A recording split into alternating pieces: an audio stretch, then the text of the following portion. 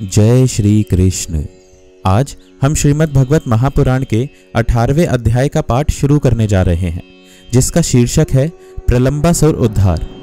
श्रीमद् भगवत महापुराण की बाकी वीडियोस की प्लेलिस्ट का लिंक आपको डिस्क्रिप्शन बॉक्स में मिल जाएगा। तो आइए शुरू करते हैं।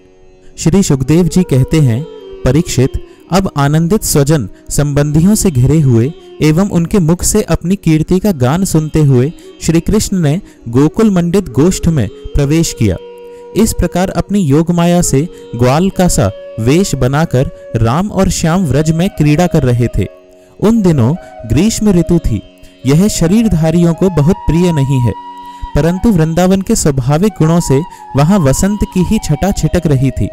इसका कारण था वृंदावन में परम मधुर भगवान श्याम सुंदर श्री कृष्ण और बलराम जी निवास जो करते थे। झिंगुरों की तीखी झंकार झरनों के मधुर झरझर में छिप गई थी। उन झरनों से सदा सर्वदा बहुत ठंडी जल की फुहियां उड़ा करती थी, जिनसे वहां के वृक्षों की हरियाली देखते ही बनती थी। जिधर देखिए हरी हरी दूब से पृथ्वी हरी हरी हो रही थी। नदी, सरोवर एवं झरनों की लहरों का स्पर्श करके जो वायु चलती थी, उसमें लाल पीले नीले तुरंत के खिले हुए, देर के खिले हुए, करार, उत्पल आदि अनेकों प्रकार के कमलों का पराग मिला हुआ होता था। इस शीतल, मंद और सुगंध वायु के कारण वनवासियों को गर्मी का किसी प्रकार का क्लेश नहीं सहना पड़ता था। न दावाग्नि का ताप लगता था और ना तो सूर्य का घाम ही। नदियों में अगाध जल भरा हुआ था। बड़ी बड़ी लहरें उनके तटों को चूम जाया करती थीं। वे उनके पुलिनों से टकराती और उन्हें स्वच्छ बना जाती। उनके कारण आसपास की भूमि गीली बनी रहती और सूर्य की अत्यंत उग्र तथा तीखी किरणें भी वहां की पृथ्वी और हरी भरी घास को नहीं सुखा सकती थीं। चारों ओर हरियाली छा रही थी। उस वन में वृक्षों की पात फूलों से लद रही थी। जहां देखिए वहीं से सुंदरता फूटी पड़ती थी। कहीं रंग बिरंगे पक्षी चहक रहे हैं, तो कहीं तरह तरह के हरिन चौकड़ी भर रहे हैं। कहीं मोर कूक रहे हैं, तो कहीं भौरे गुंजार कर रहे हैं। कहीं कोयलें कुहक रही हैं, तो कहीं सारस अलग ही अपना आलाप छेड़े हुए हैं। ऐसा सुंदर वन देखकर श्याम सुंदर श्री कृष्ण और गौर सुंदर बलराम जी ने उसमें विहार करने की इच्छा की। आगे आगे गौएं चली, पीछे पीछे ग्वाल बाल और बीच में अपने बड़े भाई के साथ बांसुरी बजाते हुए श्री कृष्ण।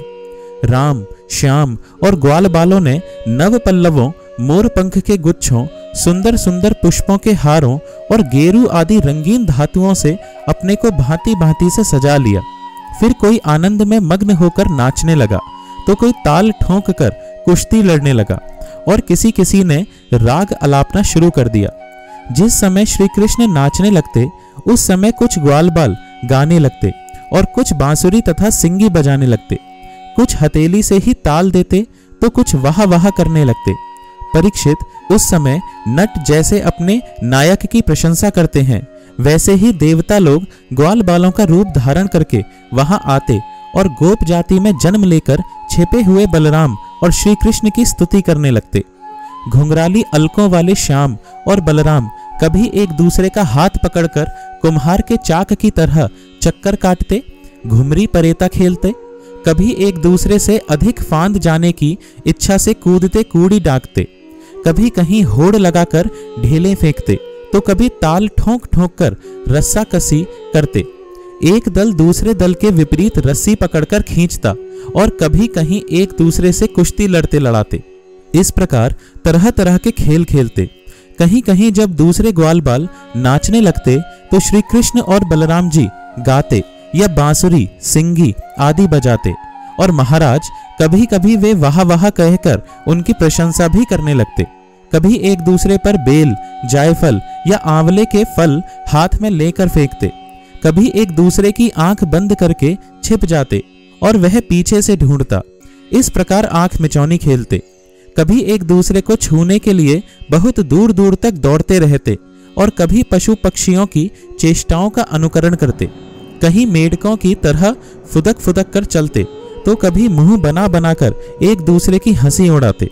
कहीं रस्सियों से वृक्षों पर झूला डालकर झूलते, तो कभी दो बालकों को खड़ा कराकर उनकी बाहों के बल पर ही लटकने लगते, कभी किसी राजा की नकल करने लगते। इस प्रकार राम और श्याम वृंदावन की नदी, पर्वत, घाटी, कुंज, वन और सरोवर में वे सभी खेल खेलते जो साधारण बच्चे संसार में खेला करते हैं। एक दिन जब बलराम और श्री कृष्ण ग्वाल बालों के साथ उस वन में गौएं चरा रहे थे, तब ग्वाल के वेश में प्रलंब नाम का एक असुर आया। उसकी इच्छा थी कि मैं श्री कृष्ण और बलराम को हर ले जाऊं। भगवान श्री कृष्ण सर्वज्ञ हैं, वे उसे देखते ही पहचान गए। फिर भी उन्होंने उसका मित्रता का प्रस्ताव स्वीकार कर लिया। वे मन ही मन यह सोच रहे थे कि किस युक्ति से इसका वध करना चाहिए। ग्वाल बालों में सबसे बड़े खिलाड़ी खेलों के आचार्य श्री कृष्ण ही थे। उन्होंने सब ग्वाल बालों को बुलाकर कहा, मेरे प्यारे मित्रों, आज हम लोग अपने को उचित रीति से 2 दलों में बांट लें और फिर आनंद से खेलें। उस खेल में ग्वाल बालों ने बलराम और श्री कृष्ण को नायक बनाया। कुछ श्री कृष्ण के साथी बन गए और कुछ बलराम के। फिर उन लोगों ने तरह तरह से ऐसे बहुत से खेल खेले जिनमें एक दल के लोग दूसरे दल के लोगों को अपनी पीठ पर चढ़ाकर एक निर्दिष्ट स्थान पर ले जाते थे। जीतने वाला दल चढ़ता था और हारने वाला दल ढोता था। इस प्रकार एक दूसरे की पीठ पर चढ़ते चढ़ाते श्री कृष्ण आदि ग्वाल बाल गौएं चराते हुए भांडीर नामक वट के पास पहुंच गए। परीक्षित, एक बार बलराम जी के दल वाले श्री दामा, वृषभ आदि ग्वाल बालों ने खेल में बाजी मार ली। तब श्री कृष्ण आदि उन्हें अपनी पीठ पर चढ़ाकर ढोने लगे। हारे हुए श्री कृष्ण ने श्री दामा को अपनी पीठ पर चढ़ाया, भद्रसेन ने वृषभ को और प्रलंब ने बलराम जी को।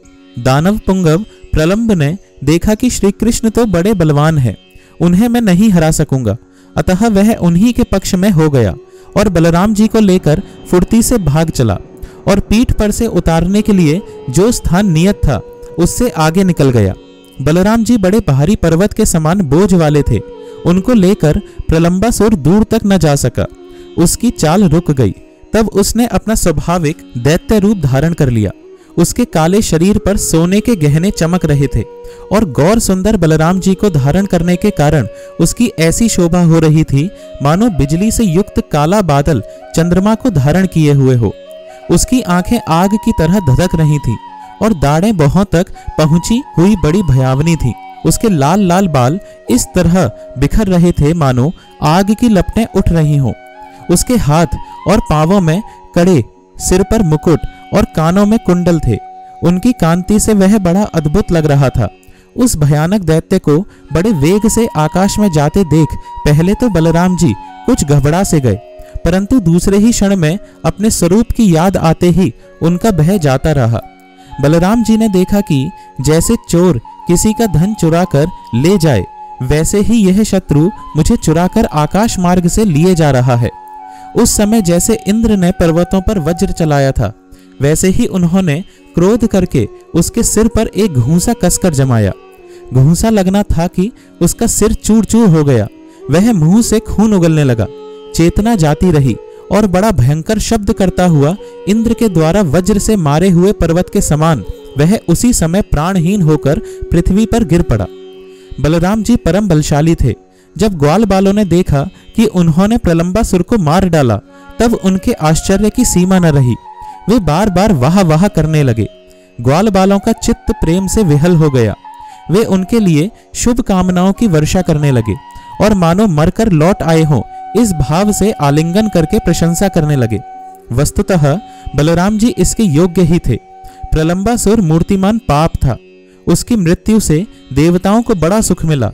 वे बलराम जी पर फूल बरसाने लगे और बहुत अच्छा किया, बहुत अच्छा किया, इस प्रकार कहकर उनकी प्रशंसा करने लगे। तो इस प्रकार श्रीमद् भगवत महापुराण का यह 18वां अध्याय समाप्त होता है। जय श्री कृष्ण। आइए थोड़ा भजन करते हैं। हरे कृष्ण कृष्ण कृष्ण हरे हरे, हरे राम राम राम हरे हरे। हरे कृष्ण कृष्ण कृष्ण हरे हरे, हरे राम राम राम हरे हरे, हरे कृष्ण